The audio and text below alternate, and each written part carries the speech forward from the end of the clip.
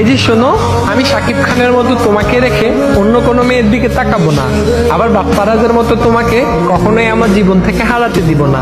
আমি সালমান শাহের মতো সহজেই তোমার মনে জায়গা করে নিতে চাই। তুমি আমাকে আরফিন শুভর মতো বিশ্বাস করতে পারো।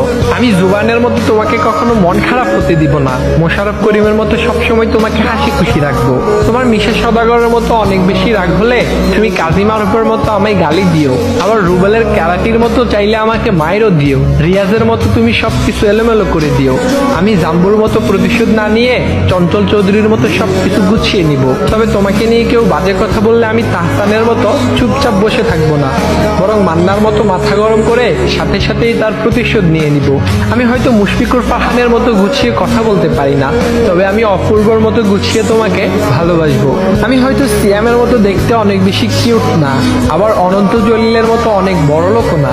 আমি হয়তো দেখতে ডিপজলের মতোই কালো, আবার জসিম খানের মতোই গরিব, তবে আমি আফরান নিশোর মতো আমার সর্বোচ্চ দিয়ে তোমাকে ভালোবাসবো। আমি নায়করাজ রাজ্জাকের মতো জীবনের শেষ দিন পর্যন্ত শুধু এবং শুধুই তোমাকেই ভালোবেসে যাব।